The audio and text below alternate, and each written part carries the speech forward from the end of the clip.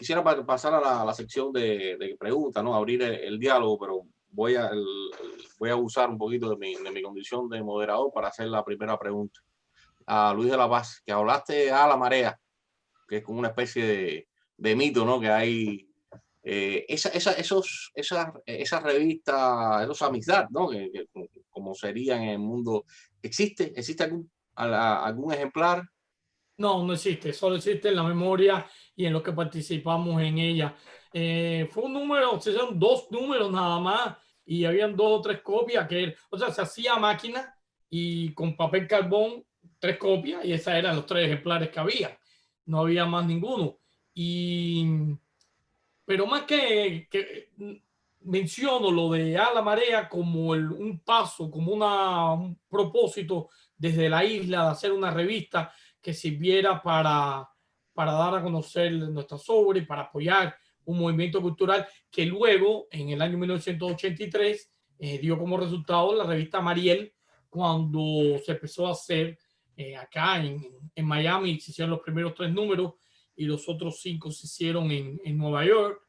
Y, y era un trabajo, como mencionó Roberto, cuando tenía término, que sabe que lo difícil que era en aquel entonces hacer una revista, porque había que levantar los textos, ¿no? O sea, la tecnología hoy en día ha evolucionado muy favorablemente para hacer revistas y publicaciones y libros, por eso se puede publicar tanto, pero en aquella época no, y tampoco teníamos recursos, y los recursos no eran más que el apoyo de cada uno de nosotros, los miembros del consejo de dirección y de edición de la revista, que aportábamos nuestro dinero, que en aquel entonces era un promedio de unos $100 de cada uno de nosotros, que era una cantidad considerable, tomando en cuenta recién llegado.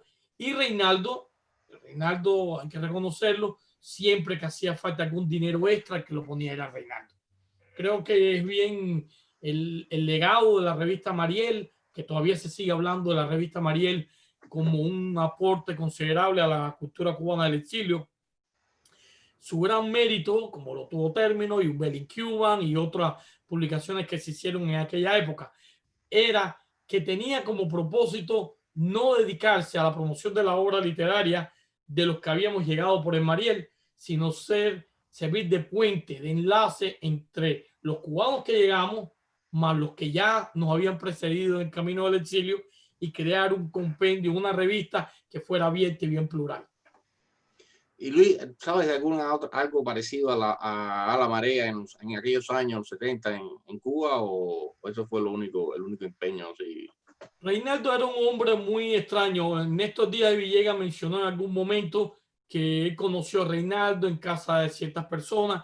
Una de las cosas que tenía Reinaldo, y era muy curioso, era que Reinaldo se movía por grupos. Y si él estaba en un grupo, habían 4, 5, 6 personas en ese grupo, y también participaba él en otro grupo, pero hacía todo lo posible por evitar interrelacionar o conectar a los grupos. Reinaldo era muy, pero muy paranoico, extremadamente paranoico, y entonces cuando él estaba con un grupo de personas, nunca mencionaba a las personas de otro grupo para evitar que hubiera cierto tipo de conexión. Eso era algo que tenía Reinaldo, y era una de sus estrategias de supervivencia. Pero es posible, Enrique, que él haya hablado de otras revistas con otras personas, incluso a lo mejor hasta tuviera un proyecto un poco más amplio, no sé. Muchas gracias. Bueno, ahora sí cedo la palabra a todo el que quiera de cambiar con los ponentes. Bueno, voy a ser yo mismo el que quiero preguntar algo. Me gustaría preguntarle a Sayas sobre su película. Cuando él entrevistó al padre, realmente en la película aparece el padre en muy poco tiempo, y es un hombre que se ve que era de muy poco hablar. ¿Tú tienes más material de la conversación con el señor, o eso que está ahí es lo que tienes? Básicamente ese es casi todo el material. Fue así, eso no fue, o sea, planificamos el viaje, pero fue como una aventura. O sea, era cámara en mano y llegamos, íbamos preguntando, así fue. Y llegamos la prima nos dijo que vivía aquí, y después otra persona nos dice que vive allá, y llegamos hasta allí, entramos así por la puerta, no es que planificamos. que lo íbamos a encontrar ahí. ¿Entiendes? Lo encontramos como lo encontramos y fue una entrevista bien corta. Él no conoce nada de Reinaldo Arenas porque lo vio creo que 5 minutos en su vida cuando le da los 2 pesos, el peso aquel. Y nada, la entrevista creo que duró 10, 15 minutos y básicamente recoge toda la relación. O sea, es muy simple, es como un resumen que da la idea de quién era ese hombre y cómo fue la relación con la madre de Reinaldo y con su hijo, que lo vio nada. Nunca no lo vio, no se ocupó de él. Con la madre sí tuve más contacto, era una mujer más... O sea, yo la visité en La Habana y en varias ocasiones, hasta aquí el primer día de filmación nos amenazaron de delatarnos a la seguridad del Estado. El padre de Polanco paralizó la grabación, la filmación, y nos pidió los documentos de identidad para llamar a la seguridad del Estado, y se armó una especie de película, o sea, de show bastante deprimente, porque la madre de Reinaldo empezó a llorar.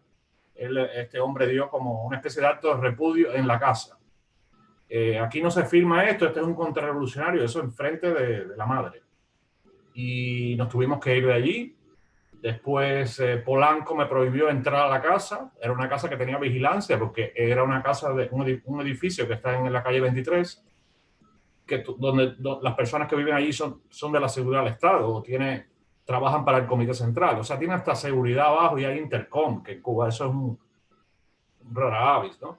Y logramos sacarla porque Lilian Nazón fue a Cuba y la invitó a La Habana Vieja, y ahí fue donde yo me aparecí y la filmé, si no la puedo filmar. Y visité también a la tía aquella famosa de Miramar, que evidentemente yo creo que trabajaba para la seguridad del Estado. El marido de esta mujer era el coronel o algo así me había dicho ella. Y me enseñó dónde vivía Reinaldo, pero me dijo que ella se negaba a hablar. Esos fueron los contactos familiares. Bueno, y el hijo que fue un hijo como este, que él le dio el apellido, ¿no? El hijo de Ingrid González. Yo quería agregar algo porque ese documental, que es una joya, te lo he dicho varias veces, Manuel, es impactante el hecho que el documental, cuando estás entrevistando al padre, lo que dices del padre justamente son las palabras que escuchamos de Celestino, el protagonista de la primera novela de la Pentagonía, Celestino antes del alba, que el niño recuerda que el padre lo vio solamente una vez y le dio 2 pesos. Y encaja tan bien y vemos cómo se entrecruza la ficción con su propia realidad, porque realmente la novela son las memorias del niño y el recuerdo que tiene de un padre en ausencia. Y me parece que esa parte es muy lírica, hay un lirismo tremendo y a la vez es parte de la realidad de Reinaldo mismo, cuando lo entrevista a su padre. Igual que el viaje ese que hacemos al lugar donde nació Reinaldo, que es un campo perdido, no es cerca de Holguín, ahí eso está a 8 kilómetros de Holguín, hay un ¿cómo se dice? Un camino de piedra bastante difícil de acceder allí. Allí no hay luz eléctrica ni nada de eso. Estuvimos allí, yo vi las iniciales de Reinaldo en los árboles, filmado el documental. O sea, es que su literatura se nutre mucho de su propia vida, su biografía. Absolutamente. Y era cierto, él marcaba los árboles. Era un lugar horrible, yo no me imagino ahí crecer allí, porque, bueno, tiene el encanto de la naturaleza, pero muy difícil vivir allí, yo creo, 8 kilómetros de Holguín. Pero ese vivir en el campo le dio a Reinaldo una fortaleza física tremenda. Nosotros en el Parque Lenin nos poníamos a correr y Reinaldo corriendo le sacaba un 20, 30 metros de distancia a cualquiera porque estaba acostumbrado a correr y descalzo. Y subía las matas de mango con una facilidad tremenda. Y la puntería que tenía, cogía una piedra y mientras algunos de nosotros de las ciudades teníamos que tirar 10 veces para tumbar un mango, es prácticamente de 1 o 2 intentos tumbaba un mango. La fortaleza física de Reinaldo fue fundamental también para resistir su permanencia por casi un mes y pico en el Parque Lenin escondido. Yo quiero aprovechar que Luis de la Paz ha vuelto a mencionar el Parque Lenin y preguntarle si se está refiriendo a momentos, siempre que hace referencia al Parque Lenin, a momentos en el tiempo en que él estaba huyendo de las autoridades y la policía cubana. No, me refiero a antes de él esconderse y a después de esconderse. Cuando él, antes de tener el problema, nosotros nos reuníamos muchas veces a leer en el Parque Lenin, en los montes. ¿Y por qué escogieron ese lugar? O sea, primero, porque era un lugar donde había cosas que comer, se podía comprar comida, que eso era fundamental en aquella época y creo que en la actual también. Y otra porque al ser un terreno muy amplio, muy abierto, tú tenías un control de quién venía, quién se podía aproximar. Y entonces leíamos y estábamos allí leyendo y conversando y con un control del ambiente. Cuando Reinaldo sale huyendo, que se esconde en el Parque Lenin, él manda a la madre a casa de los hermanos Abreu y le dice que le diga a los hermanos Abreu que él está escondido en el Parque Lenin, le hace una seña y uno de los hermanos Abreu, Juan, va al Parque Lenin y se encuentra con él. Y a partir de ese momento se establece un vínculo de visitas para llevarle libros, para llevarle comida, para llevarle dinero, cosas para que él pudiera sobrevivir. Pero Reinaldo dormía dentro de una alcantarilla, en el hueco de una alcantarilla. Y repito, eso se debe a su habilidad como campesino. Quiero seguir por ahí un poquito más solamente, porque, y así ya yo no molesto más, pero esta idea del Parque Lenin antes y después, o sea, o durante la persecución, y haces mención a, bueno, a los libros que le llevaban, a las cosas que necesitaba. En Antes que anochezca, él resume en todo eso, ya sabemos la diferencia entre ficción, realidad, y ahí es donde me interesaría saber un poco más. Él resume en todo eso en 3 cosas que le pidió a Abreu. Un mechero, una fosforera, un espejito y la Ilíada. Mi pregunta es, mi obsesión y mi deformación clásica es enorme y entonces ya ahí, por eso me interesa este tema esencialmente. Mi pregunta es, como se cuenta en Antes que anochezca, todo esto se resumen a la Ilíada como único libro que le llevaron o que pidió, o le llevaron más libros y tú recuerdas algunos de los títulos. Y además, bueno, si en toda esta conversación en el Parque Lenin, mientras lo buscaban sobre literatura, sobre otros temas, y también Luis de la Paz, que mencionabas que les contó sus experiencias en la cárcel, etcétera, si la Ilíada, como sucede en Antes que anochezca, que es como una especie de amuleto o de algo que lo acompaña todo el tiempo, incluso dentro de la cárcel, hasta que la pierde de vista y la cogen para limpiarse el culo los otros presos, ¿no? Pero yo quiero saber si ese libro, la Ilíada, era mencionado en estas conversaciones que ustedes tenían en el Parque Lenin, luego sobre la cárcel, lo que él comentaba, y esencialmente eso, ¿no? Bueno, la Ilíada siempre fue un tema de conversación, incluso Reinaldo tenía una lista de libros que él consideraba imprescindible leer, y entre los que estaba, por supuesto, la Ilíada de la Odisea. Lamentablemente Juan Abreu no está, o ninguno de los hermanos Abreu está hoy aquí, que pudieran aportar los detalles. Yo nunca fui directamente a ver a Reinaldo al Parque Lenin. Era obvio que no podíamos ir todos, y lo que se hacía era, si Reinaldo estaba por un lado del Parque Lenin, nosotros nos movíamos por otro lado para evitar, si lo estaban persiguiendo, que establecieran algún tipo de relación. Yo sí sé que él le pidió a varias cosas a los Abreu que ellos se lo llevaban. Y había un sitio incluso donde a veces ni ellos se veían, le dejaba escondido lo que él pedía, se le dejaba, y en la noche o en la madrugada Reinaldo llegaba, lo recogía y evolucionaba con esa cosa que había pedido y que le habían dejado. También dejaba un papelito con una nota: necesito que me traigan tal cosa o más cual cosa. Era muy difícil, incluso para ir a ver a Reinaldo, de donde vivían los Abreu, se podía tomar un autobús y con esa ir directamente hasta el Parque Lenin, y ellos se cambiaban de autobús, daban una vuelta por toda La Habana para tratar de ir evadiendo a la policía en caso de estar siendo perseguido. Pero Reinaldo hacía literatura de todo y es muy probable que lo de la Odisea y la Ilíada sea fundamental porque era uno de sus libros fundamentales en su vida. No sé si quedó algo en el medio por preguntar. Muchísimas gracias.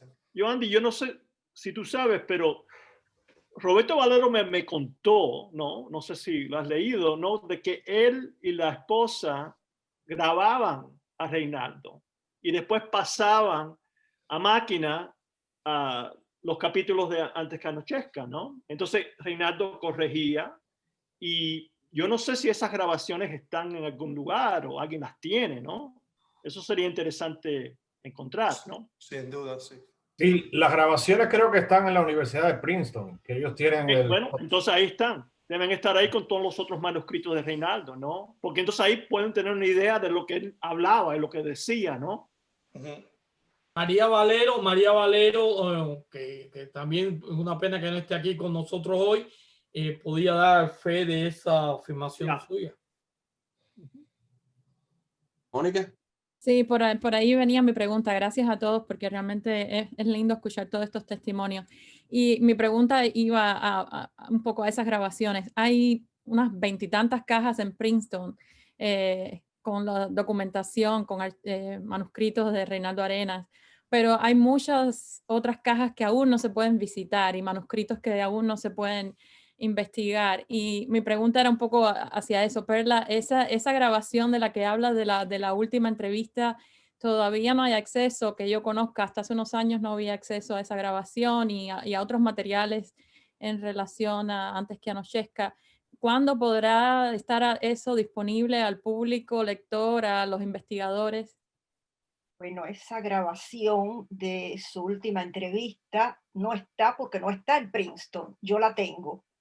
Y bueno, si alguien algún día quiere escucharla, yo la comparto. Tengo la última entrevista y la segunda, porque la primera entrevista él se la concedió a otra persona. No quiero dar nombres porque no estoy totalmente segura, pero yo tengo que salió en Hispamérica su segunda entrevista y la última que fue la que mencioné que salió envuelta en diciembre de 1991. Y yo tengo, porque me encanta, ¿no? Saber que ahí está la voz. Y por eso, de alguna manera, quise recuperar su voz leyéndoles lo que él decía en la entrevista. Pero hay algo muy poderoso en escuchar la voz de Arenas, ¿no? De Reinaldo, porque Igual. estuvimos escuchando las grabaciones de René Cifuentes, que hace poco compartió en una presentación para la Cuban Heritage Collection, ¿no? Y fue la primera vez que escuchaba grabaciones. Y no es lo mismo leer los manuscritos que escuchar la cadencia de su voz, ¿no? O sea, fuera de los documentales y las entrevistas que hay online en lo que se pueden escuchar su voz, pero esta que tenían esa dosis familiar, ¿no? Fueron realmente muy emocionantes y me preguntaba, ¿no? Si podíamos tener acceso a esta grabación que usted tiene y sería muy lindo, ¿no? Poder documentar un poco más sobre ese material. Y las grabaciones también de manuscritos Antes que anochezca no están disponibles. No sé si María Badias las ha entregado o no. También es una pregunta pendiente. Claro, eso habría que confirmarlo con María. Yo sé lo que tengo y sé lo que está en Princeton, pero lo que tengo, con mucho gusto lo comparto con cualquier persona que quiera escuchar la voz de Reinaldo, que es cierto, esa cadencia, ese acentuar una sílaba, alargar la sílaba y acentuarla, hace su voz única. Y a mí me encanta escucharlo. Hace muchos años que no la escucho, pero ahí está. Muchas gracias. No, con mucho gusto. Quisiera hacer una pregunta a Perla. Bueno, una pregunta con dos preguntas incluidas. ¿Quién decidió sellar esas cajas en Princeton? ¿El estate o Reinaldo? ¿O fue Reinaldo antes de morir que dejó establecido eso?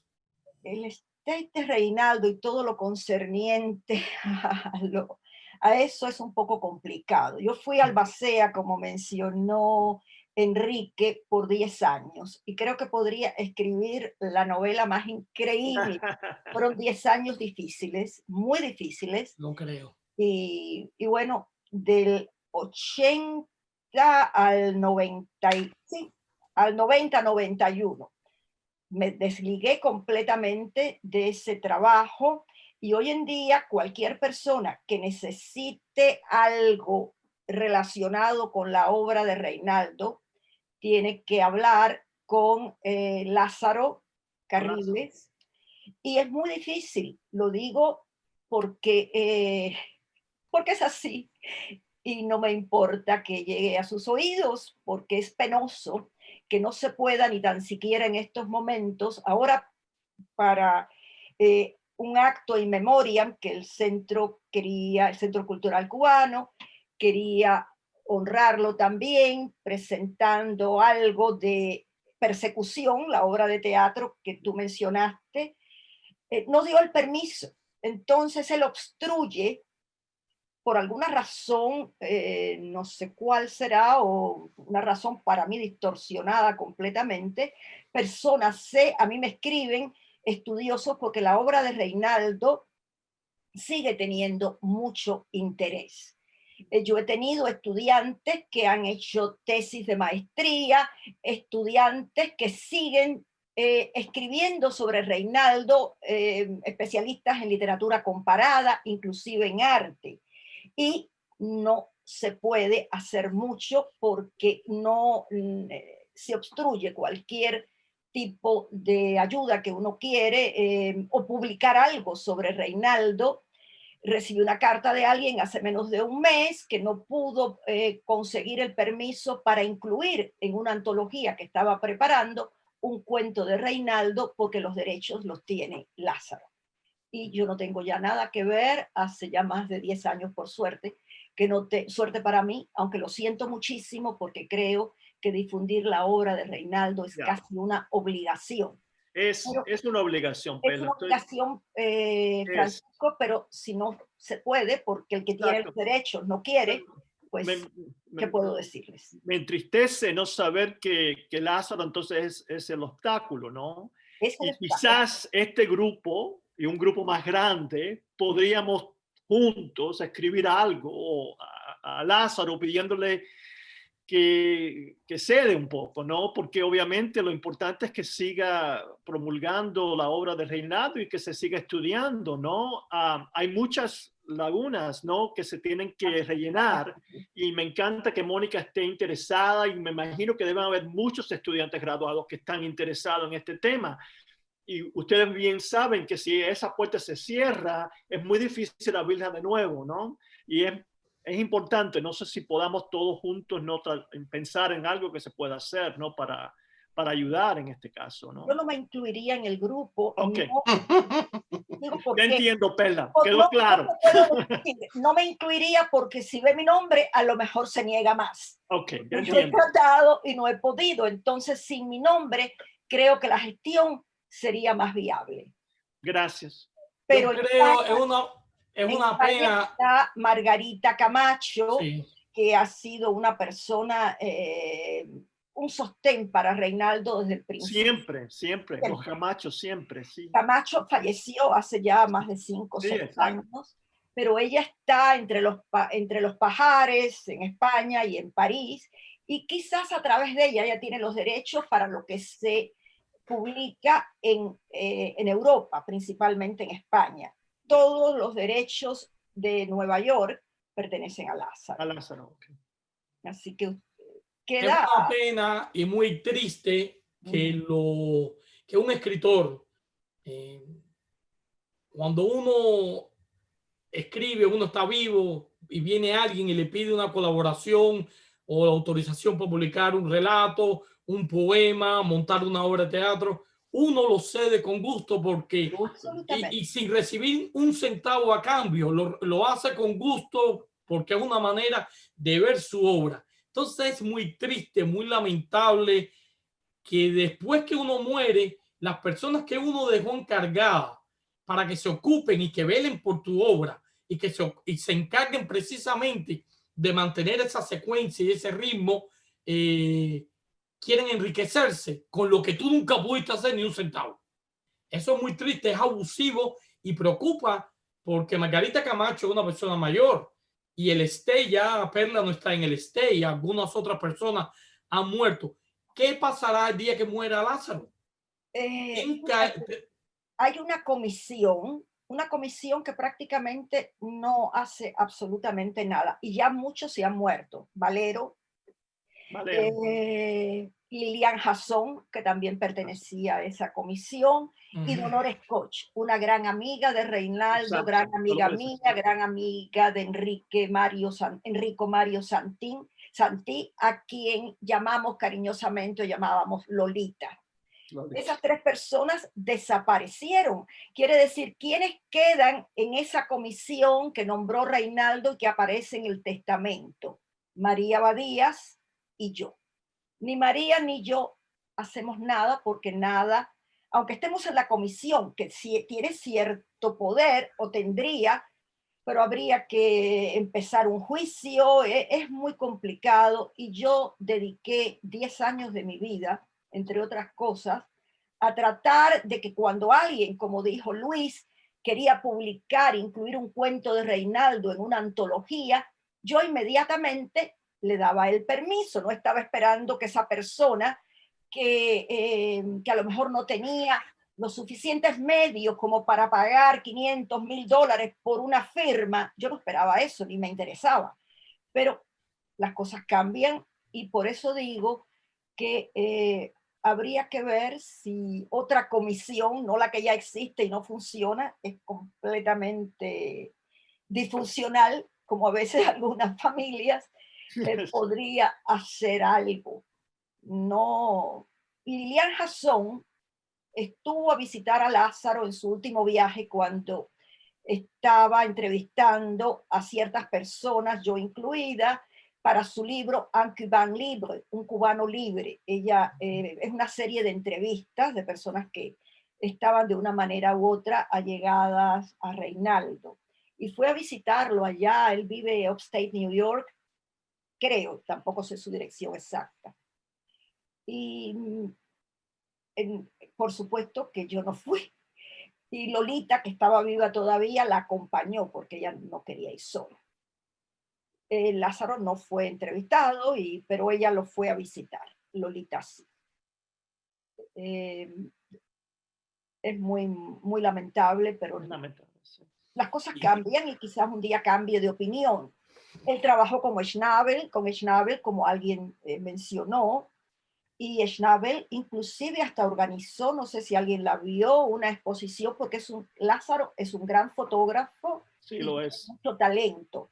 Él construía para los murales de Schnabel, porque las pinturas de Schnabel son gigantescas, y él construía para esas pinturas una especie de base, de soporte, que parecía como la base de un colchón.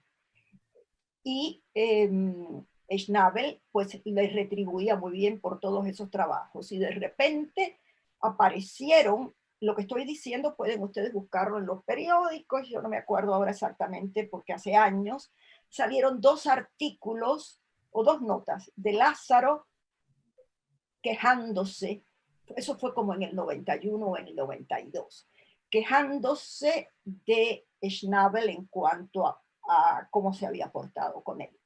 Desde mi perspectiva creo que se había portado bien, inclusive hasta había estimulado su fuerza creativa, pero después no supe más y bueno, ahí se acabó mi relación oficial, mi relación con Reinaldo es otra cosa. Son sus libros, su memoria, sus palabras y su metal de voz, que es lo que recuerdo. A las cosas hay que llamarlas por su nombre. A mí me gusta, yo soy a veces caigo mal, pues ser muy directo. Pero las cosas hay que llamarlas por su nombre. Y Lázaro Gómez Carriles está logrando lo que no logró el castrismo y la izquierda, que es silenciar a Reinaldo. Lamentablemente es así. Cuando Reinaldo Arenas salió de Cuba, empezó a publicar en las editoriales más importantes, Seibarrán, las grandes editoriales españolas. Y de pronto casi al final de su vida, estaba publicando aquí en Miami con Ediciones Universal, que era una editorial que no era una grande como las grandes editoriales europeas, importantes, pero no era la grande editorial europea, y terminó publicando con las editoriales locales producto de las gestiones que estaba haciendo el gobierno cubano para evitar que se reeditaran los libros de Reinaldo. Lo mismo ocurrió con las universidades, que las universidades al principio invitaban a Reinaldo a dar conferencias, a dar cursos. Aquí en FIU dio un curso muy interesante sobre poesía cubana que se llamaba La Fatalidad, algo así, Fatalidad de la poesía cubana. Y después ya Reinaldo no lo invitaban a las universidades, lo tenían un poco apartado porque estaban tratando de silenciarlo. Y ahora la única persona que fue gran importancia para Reinaldo, como lo fue Lázaro, que yo lo conocí en Cuba. Lázaro es más joven que yo. Es más joven que yo. Y en aquel momento era prácticamente un adolescente. Reinaldo andaba con él para arriba y para abajo y lo aupaba. Es el que está logrando a esta altura silenciar la obra de su amigo, de uno de los escritores más importantes cubanos. Es una pena. Yo tengo una pregunta sobre derecho de autor y publicaciones de la obra de Reinaldo Arenas. En 2001 se publica Inferno, poesía completa por la editorial Lumen. Yo soy alguien que nació en los 80 en Cuba. Mi acceso a la literatura de Reinaldo es cuando salgo de Cuba por primera vez en 2008, que voy al Instituto Iberoamericano de Berlín y leo a Reinaldo por primera vez. Y por tanto, el acceso en Cuba, al menos en mi tiempo, en el tiempo de Mónica, estoy casi seguro de que también es lo mismo, era mínimo. Para nosotros saber de la obra de Reinaldo nos era muy difícil, además estaba, por supuesto, mucho más prohibido que ahora. Se comenzaba en la Facultad de Artes y Letras permitirse hablar de su obra en las clases, incluso hacer tesis de él, pero claro, el que hacía tesis, yo no sé dónde conseguía los libros, yo no los conseguía así tan fácil.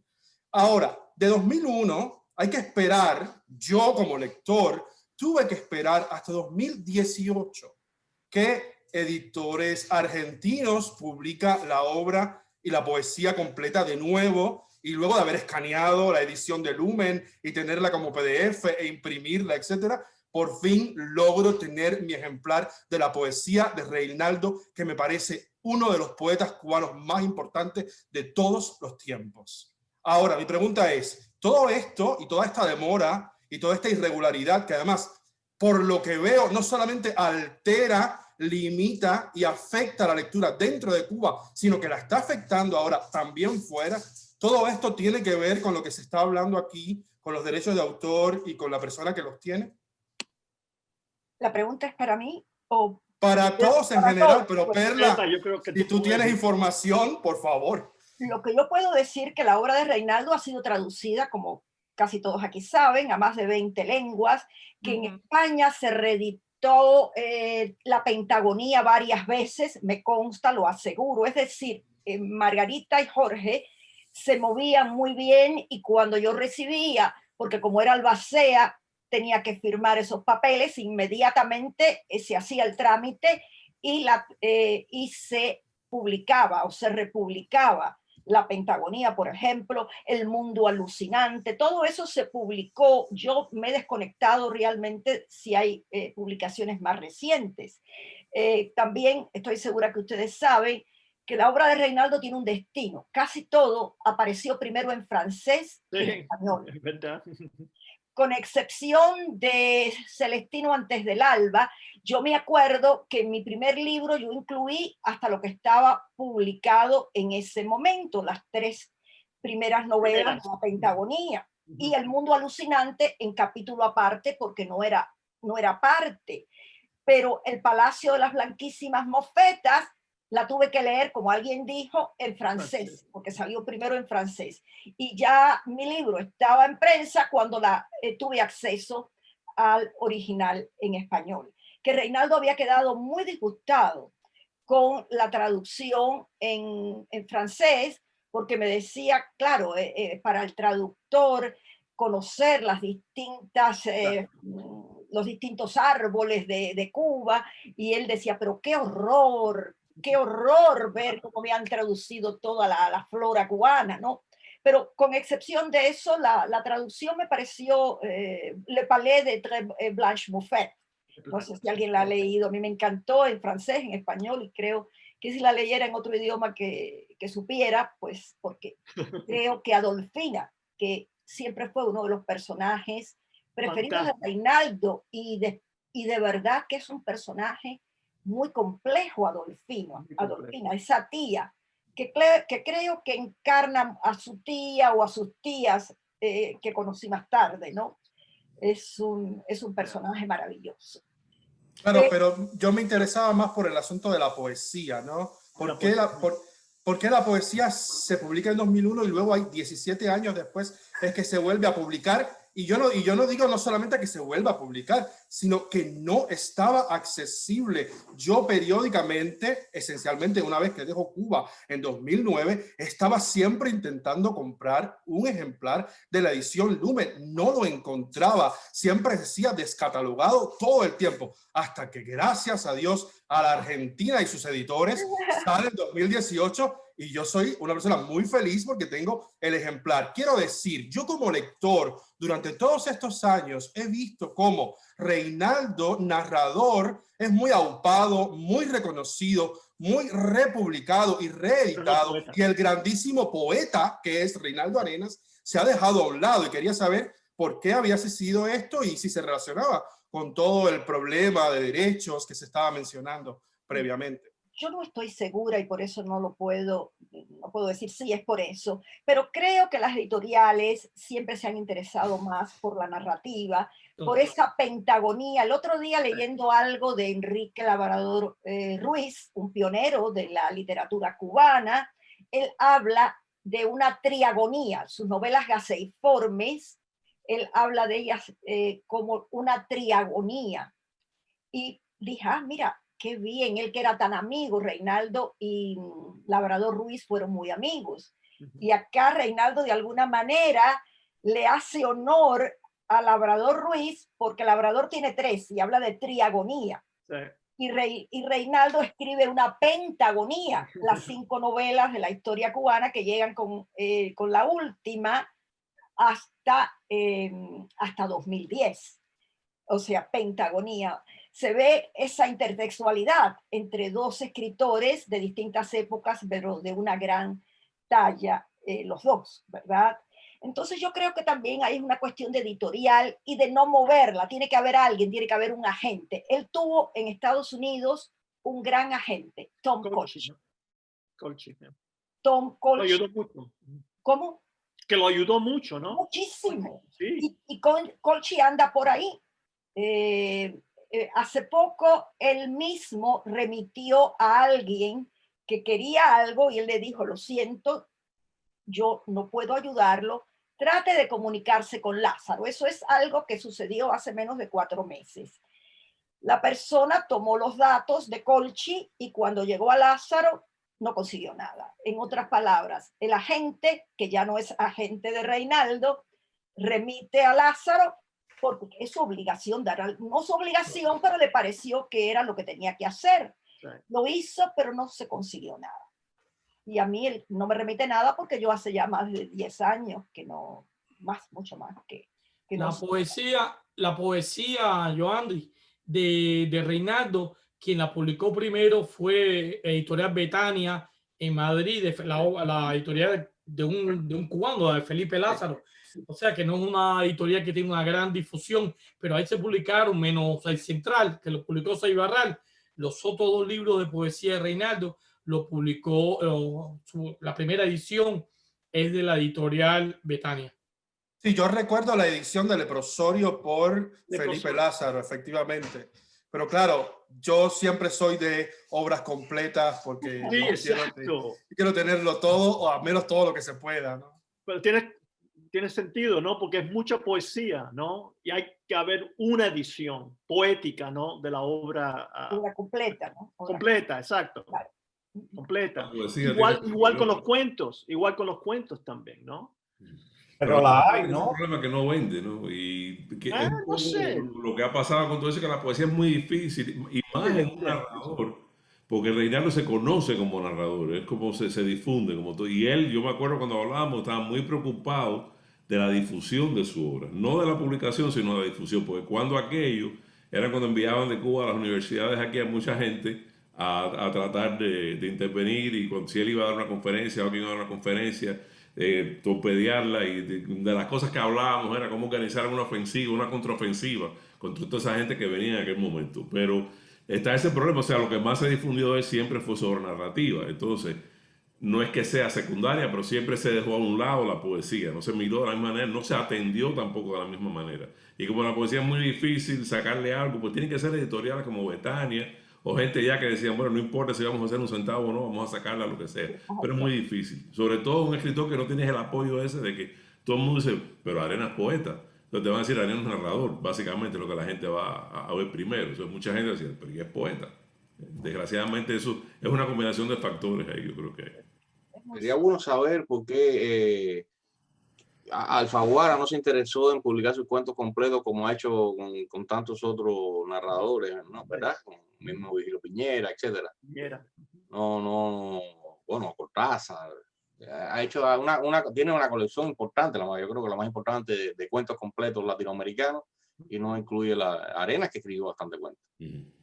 Bueno, y también un comentario sobre eso, la ensayística de Arenas, ¿no? No solo la poesía es una zona abandonada, sino la ensayística. Cuando yo descubrí Necesidad de Libertad, fue para mí todo un descubrimiento, ¿no? Porque la ensayística de Arenas creo que es de una riqueza increíble, y hay que volver a la ensayística de Arenas, y sobre todo, ¿no? Para las nuevas generaciones que se están formando en Cuba, hay tantas zonas de silencio alrededor de Arenas, y sobre todo la vigencia que tiene Arenas hoy en día, ¿no? Para la literatura cubana y para los procesos sociales cubanos, ¿no? Esta vinculación entre literatura y política que para él era tan importante. Y hablando un poco de eso, yo quisiera hacer una pregunta también, aprovechando que están aquí tantos también representantes de la generación del Mariel y de personas que vinieron antes del Mariel, pero se integraron, digamos, a toda esa reflexión que suscitó Mariel. A mí me parece que la labor aglutinadora que hizo Arenas hablaba también muchísimo de él como intelectual. O sea, que no solo estaba él tratando de publicar sus libros, sino también dando a conocer a los más jóvenes, a los que o no se habían publicado en Cuba o apenas se conocían también. Y me parece hermosísima esa labor que hizo, cómo prologó libros para sus compañeros de generación o otros escritores menos conocidos. No sé si Luis de la Paz quiere hablar un poco de ese proceso, ¿no? De cómo Arenas, como intelectual, preocupado también por la visibilidad de otros intelectuales a su alrededor. Me permite un momentico que Néstor tiene que ir si quiere presentar una foto. La foto por fin dio cómo la aparece. Néstor. Deja ver si puedo, deja ver. Ya aquí. Ahora mismo voy a enseñarla. Respecto a lo que estamos hablando, antes de irme, quisiera decir algo. Yo estuve en la presentación de Antes que Anochezca en un teatro de Hollywood para el grupo de productores y editores. Estaba Schnabel, estaba Javier Bardem y estaba algunas de las personas que manejaban a esta gente. Y allí estábamos 3 personas cubanos. Estaba yo, estaban otras 2 personas que son fanáticos de Hollywood y que van a todas las presentaciones estas de estreno, etcétera. No era abierto al público, era abierto a muchachos de las universidades y del Writers Guild y todo eso. Y en esa ocasión, Schnabel habló y contó el proceso esto es en el año, no sé, cuando salió la película, el 2001. 2001. Y contó el proceso, las preguntas. Por cierto, las preguntas de todas las, no sé, 500 personas que había allí, todas las preguntas fueron acerca del proceso del color, del proceso del sonido. Todos eran personas de la industria. Y diferentes procesos y diferentes preguntas técnicas. Uno de mis amigos se paró y dijo, aquí hay alguien que conoció a Reinaldo y que fue un preso político en Cuba. La gente hace eso sin pedir permiso a veces, y comenzó la discusión. Inmediatamente Schnabel dijo estas palabras casi al momento en que mi amigo acababa de hacer su declaración. Snowball dijo, no quiero que esto se convierta. Es decir, esta era la primera vez que se mencionaba el tema político. Y dijo, no quiero que esto se convierta en un Castro bashing party. Que no se convirtiera en una fiesta de insultar a Fidel Castro. Y Javier Bardem inmediatamente tomó la palabra también y dijo lo siguiente, dijo, en realidad quiero aclarar algo. Yo hice este papel porque Snowball me lo pidió, pero yo vengo de una familia de comunistas y yo en realidad estoy básicamente en desacuerdo con las políticas del personaje que yo retraté. Quiere decir, indudablemente parte de los problemas tanto en vida como ahora en la muerte, de que Reinaldo no se ha difundido de una manera más amplia. Número uno. Y número dos, de que mucha de su obra no llegue al cine, se quedó ahí antes que anochezca. Hay muchas personas y críticos que han dicho, eso es lo único que me interesa de Reinaldo Arenas, a mí no me interesa su literatura, yo he leído eso más de una vez, el resto de su literatura, pero el hecho de que algunas otras novelas no hayan sido representadas, sus obras de teatro llevadas al cine, o que no haya una aceptación mayor, es esencialmente política. De eso no cabe la menor duda. Y todavía es una persona incómoda en casi todos los círculos, y todavía tengo que defenderlo cuando a mí me invitan a algún lugar y se menciona su nombre. En fin, yo creo que ese es un punto importante y que su activismo político está todavía vigente hasta el día de hoy. Y estas son las fotos. Esto es la librería Civi, no sé si lo pueden ver ahí ustedes. Wow. ¿Pueden verla? Sí. ¿La ven? Sí. Ya. Bueno, este es Pedrito Campo, que era su gran amigo. Se querían mucho, no sé, creo que Luis lo conoció, me imagino. Sí. Y Pedrito era un gran poeta, dejó poca obra, pero a Reinaldo lo admiraba mucho y a través de Pedrito, cuando tenía él 17 y yo 15 años, conocí a Reinaldo en las mediaciones del Pairet. Y esta es la madre de mi hijo, que ahora dio un knockout, el más rápido en la historia del boxeo, 3 segundos. El gran boxeador Ulises el Monstruo Díaz de Villegas. Esta es su mamá. Este soy yo en la librería Civi. Y aquí detrás está pasando algo donde está Reinaldo y está todo el mundo. Está Grabador Ruiz y está el resto de las personas de esa época en Civi. A ver si puedo ir al otro. A la otra foto, ¿no? ¿Cómo es esto? Dios mío. Bueno, aquí me imagino que se cierra esto. Sí, se cierra, ¿no? A ver, si no me voy de aquí del aire. Esa es tu computadora, sí. Ya, ok. Entonces, el sharing ya paró, creo, ¿no? Sí, paró. Hay que volverlo a dar. Te vuelvo a... Sí, es que después no sé salirme de la foto. No, estás todavía. ¿Estoy todavía? Ok. Sí. Entonces, no estoy. No, sí estoy. Entonces, esta es muy interesante porque esta es una de las cartas que él me envió una vez, donde nos reunimos y nos fuimos para 13 Botones en ese año 84. Y respecto a su estamina y a su fuerza física, también era una gran, ¿cómo se llama? Energía sexual. Nosotros llegábamos a 13 Botones alrededor de las 12 de la noche y a las 7 de la mañana había que ir a buscar a Reinaldo al cuarto oscuro. Reinaldo podía pasarse todas esas horas en el cuarto oscuro y a mí me tocó varias veces ir a buscarlo. Así que también tenía una gran fortaleza sexual, Reinaldo, que también es interesante, ¿no? Esa parte de la vida de él. Ahora, no sharing, es aquí. Entonces, esta es una carta, no sé, sharing. No sé si está acá, no sé dónde está. Acá, esta se ve esta, ¿no? Sí, esto es una carta que me... ¿Se ve esta? Sí. Tienes que pincharla. Aquí, ¿no? Sí, a darle a share también. ¿Está ahí? No. Dale a share. A ver, es esta. ¿No? Es que tengo varias abiertas. Ahora, esta. Sí, se ve. Esta que está firmada abajo. Uh-huh. Sí. Está escrita a máquina. Sí. Okay, bueno, esta carta me la escribió y después, años después, como en el 85 o algo así, en la Feria del Libro de Miami, yo apliqué para la beca Cinta y le llevé esta carta. Le dije, Reinaldo, todo está escrito en rojo y no se puede fotocopiar. Necesito que me la pases por arriba en negro. Y él la cogió y me lo pasó por arriba en negro a la carta donde él me acusa recibo de mi libro, que a él le gustaba mucho, Vida Nueva, mi primer libro en Estados Unidos, y del que él publicó las Odas Olímpicas. Bueno, y Luis también, que estaba envuelto en esta cosa. ¿Tú te acuerdas, Luis? Las Odas Olímpicas en Mariel. Y esta es la parte de atrás de la carta. No sé si ahora se ve ahora.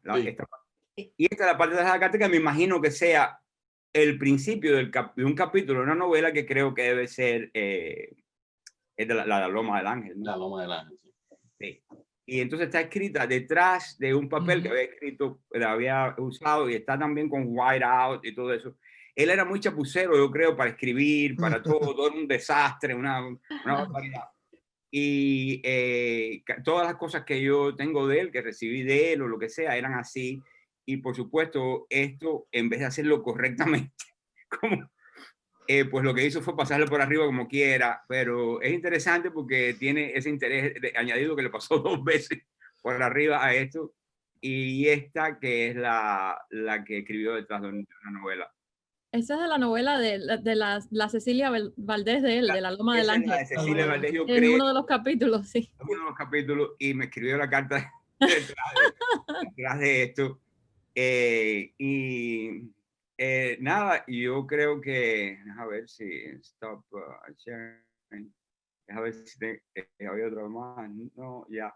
Tengo muchas cosas por ahí y tengo muchas fotos de ese día en la Feria del Libro, cuando nos vimos y conversamos. Esa vez nada más conversamos. Al principio de los 80 era cuando nos reuníamos bastante, siempre con Pedrito. Y cuando salíamos a discotecas y lo vi en acción en estos lugares que eran una parte importante de su vida. Él se pasaba la vida. Y también en la playa y todo esto. Y efectivamente era un hombre hermoso, fuerte, un campesino de una gran resistencia física, de una gran fortaleza, y yo creo que era muy atractivo, una persona atractiva, una persona hermosa, y una persona también atractiva cuando, como han dicho varios aquí, cuando hablaba, era de una gran seducción. Y yo creo que a él le encantaba hablar y que le encantaba oírse a sí mismo y hacer cuentos y todo, lo sabía hacer muy bien. Y era un gran conversador y era una persona que dominaba siempre la conversación, porque, y bueno, ya sabemos que podía ser muy irónico y podía ser muy hijo de puta cuando se lo quería, con ciertos grupos de personas o de gente. Y eso también era muy divertido verlo a él. Por ejemplo, ella no está aquí ahora, yo lo invité, pero no quiso venir, pero era muy divertido. A veces él se presentaba en CIVI, y mientras hablaba, se burlaba de Nancy Pérez Crespo, mientras Nancy Pérez Crespo estaba presente. Y así, él se burlaba a la gente delante de su cara, a veces con ironías que estaban casi en el borde de lo van a votar aquí. Y para mí, uno de sus momentos cumbres de irónicos y cómicos, porque él era uno de los genios cómicos. Él como, dicen que era nuestro gran humorista era Guillermo Gabriel Infante. Yo creo que era más bien Reinaldo Arenas.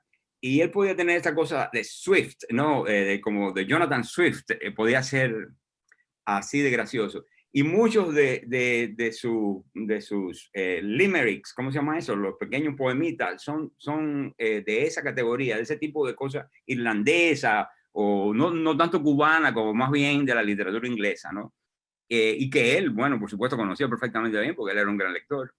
Y uno de los momentos cumbres de su vida como comediante es el momento en que él se le aparece a Belkis Malé y a Alberto Padilla en su casa de Linden Lane en Princeton. Y allí creo que hubo un altercado. Luis podrá decir exactamente qué fue lo que pasó, pero, o Perla, hubo un pequeño altercado, un gran altercado más bien, yo creo que a propósito de algunas acusaciones políticas y la revista, porque al principio la revista Mariel era también de Eberto y de Belkis. Era una revista que la dirigían Belkis, Eberto y Reinaldo, un trío como de película, que es imposible que eso continuara. Pero bueno, la crisis llegó en algún momento, no sé si Luis sabe por cuál fue la crisis entre Eberto, Belkis y Reinaldo. Y Reinaldo se apareció en la casa de esta gente y al parecer Belkis le metió una patada por el culo, lo lanzó por una puerta que tenía un screen y Reinaldo rompió el screen y cayó fuera en el patio. Algo de eso fue una ocasión violenta. Y Reinaldo escribió un artículo en el Diario de las Américas que se titulaba "Esposa karateca de gran poeta ataca a novelista cubano". Entonces, esas eran las cosas de él. No era así el título, es mejor que ese, pero decía básicamente que esposa de poeta ataca novelista. Y cuando Reinaldo estaba en ese ámbito de la comedia, no hay nadie que haya conocido en la literatura cubana que pudiera superarlo. Reinaldo era la persona más graciosa, más cómica que había en el mundo. Y a esto se unía que él ceceaba. Y entonces cuando hacía esos cuentos, esos chistes, pues también de una persona que hablaba así, y entonces era más cómico todavía. Era una pachorra campesina, ¿no? Oriental, que tenía él. Entonces la pachorra, el ceceo y las cosas que estaba diciendo se unían para hacerlo una de las personas más graciosas que yo tuve el placer de conocer y de disfrutar. Así que quería hacer esas cosas porque quizás completen la visión que tenemos de él en un ámbito más ligero. Gracias a todos. Definitivamente se llevó a los títulos, ¿no? En su ensayística, ¿no? Ese famoso ¿es birro o es burro? Exacto. Exacto. Los títulos de sus ensayos juegan mucho con todo eso, ¿no? Sí, pero si pueden encontrar el artículo, que no creo que ni está publicado, creo que sí, no sé bien. Está en Princeton, yo lo he leído. Sí, y el otro es que él a la crítica de espectáculos del Miami Herald, que era Norma Niurka, él le escribió un poema muy gracioso también que decía: Norma, si eres un mojoncito blanco, que eres el mojoncito, no. Y ese es muy gracioso. Era como Quevedo. Él tenía esa beta, ¿no?, de humorista que es muy importante en su poesía. Y que por ahí fue cuando yo lo conocí. La primera vez que yo vi algo de él fue a Pedro diciendo, nunca lo olvidaré, parado encima de un banco en la madrugada de la Parque de la Fraternidad diciendo enjollada joyesca. Eso yo lo vi cuando yo era muy jovencito. Ya existía ese poema. Es decir, la novela apareció en el 91, pero los poemas son de 2 décadas antes. Así que, nada, eso era mi memoria del gran Reinaldo. O el rey, como le decía la gente que lo conocía. Gracias a todos y gracias, Enrique, por esta idea tan maravillosa. Que Dios lo tenga en su gloria. Sí. Brevemente, para yo también terminar, porque tengo que irme, yo voy a hacer hoy acá en Miami. todo tiene que, yo tengo, tenemos un otro evento más. Sí, estamos corriendo. Estamos multiplicando.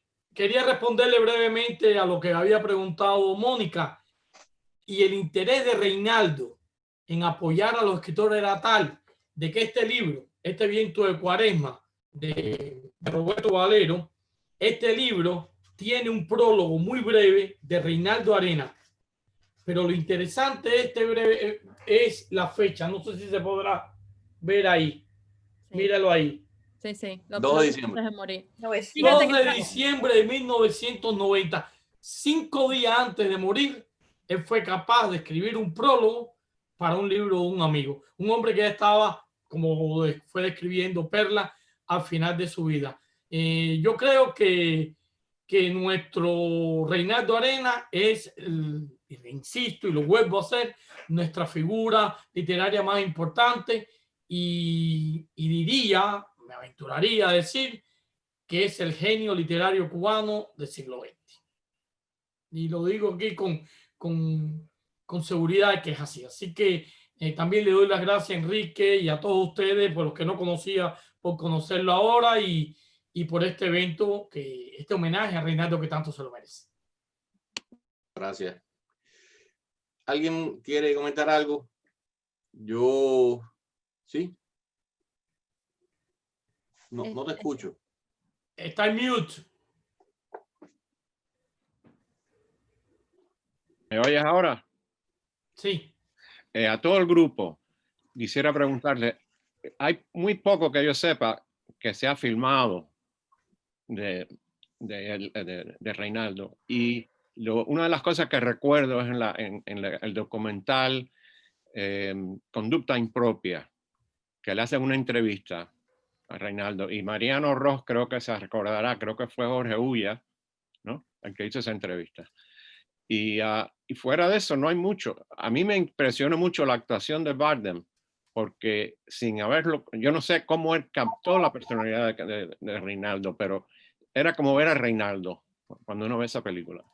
Y me imagino que había sido muy poco lo que tenía para guiarse, porque lo único que yo creo que había era Conducta Impropia. Hay muy pocas otras cosas que sale él en el film. Quizás este hombre, Lázaro, como era fotógrafo, quizás tenga algo de película filmado.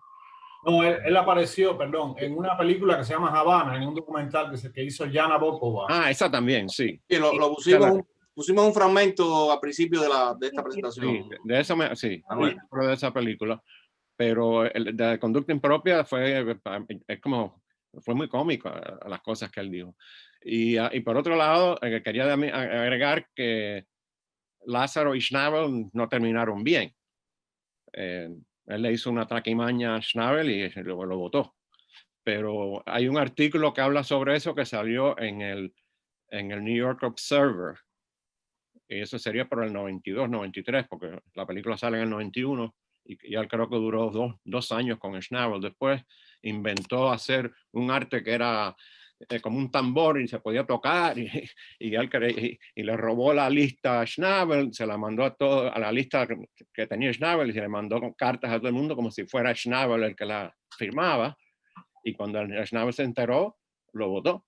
Pero eso está en ese artículo. Es un artículo bastante extenso que yo lo tengo por ahí, pero tendría que buscarlo en los archivos. Pero ese artículo era extenso sobre la relación entre ellos dos.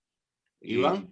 Sí, cuando se realizó el Congreso de Intelectuales Cubanos por la Libertad de Cuba en la Universidad de Columbia, en el Teachers College, le dimos autorización a un muchacho que creo que se llamaba Carlos Rojas a filmar con una cámara de 16 milímetros y una grabadora Nagran.